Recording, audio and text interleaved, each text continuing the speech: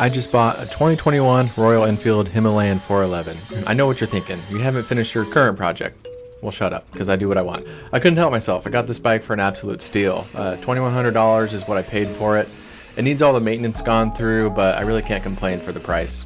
I also have many off-road modifications planned to really test the Himalayan out on the trails here. I've heard good things about how capable these bikes are, but I do have my concerns. It weighs 430 pounds, which is really heavy. For reference, my dirt bike only weighs about 230 pounds. Anyways, I'm getting ahead of myself. We're going to take this bike apart and get through all the much needed maintenance. We're going to be installing a new clutch cable because that was stretched out. We're going to get new sprockets and chain. We're going to get new brake pads and brake fluid. We're going to do the much needed valve adjustment because that hasn't been done and there's like 11,000 miles on this bike. Once we've knocked out all the maintenance, we'll move on to the fun stuff of installing the aftermarket parts for off-roading. Also, spoiler alert, I crashed the bike on the first trip out off-roading, so stay to the end to see my failure. Thankfully, I only broke a few things on the bike, which are a super easy fix. I've already fixed one of them. It was just a stripped bolt on the frame, but you know, that's the cost of off-roading. You drop the bike, you crash the bike, and things break. Stay tuned. Cheers.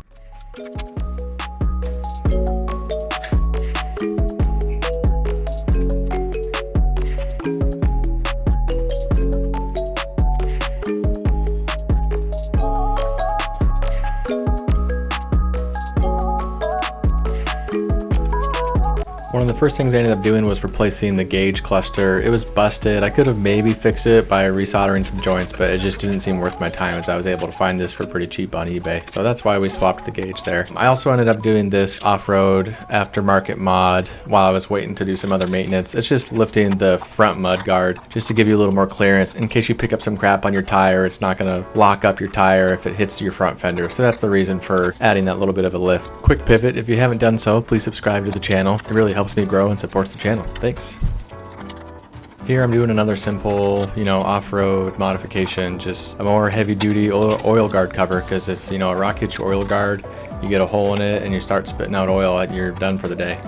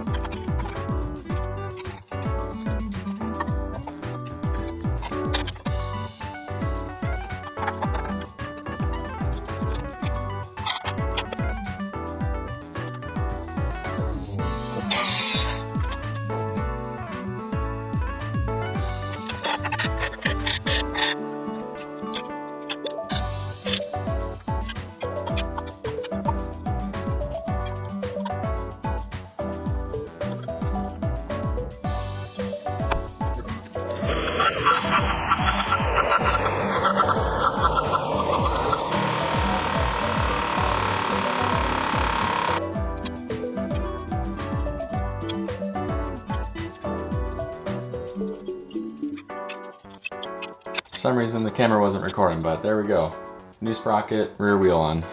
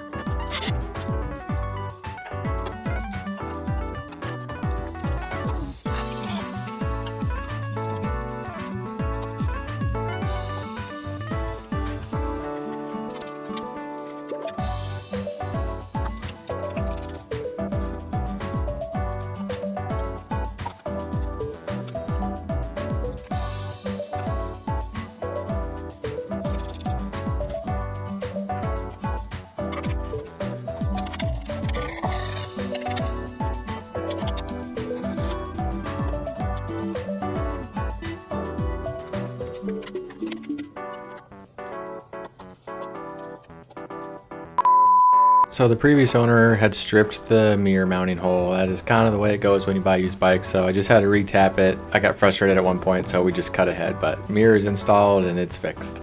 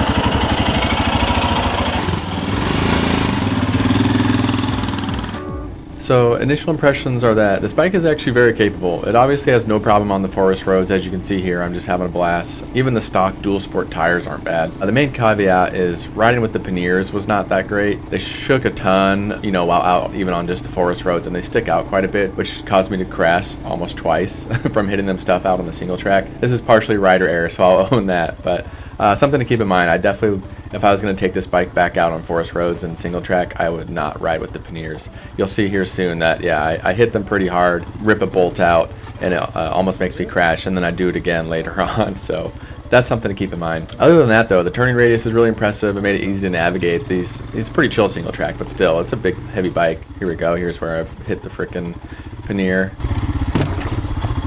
Oh, shit. Oopsies. But, you know, that's the way it goes. Yeah, I was also impressed with the suspension, though. It's decently stiff, but offered good rebound, and that is all a stock component. So overall, I would definitely take this bike out again. Here I am crashing again because of the panniers. 10 out of 10. This bike is super fun. I'm going to keep it for a while and take it on some adventures. Last thing is just some cinematic shots incoming. Thanks for watching, y'all. Cheers.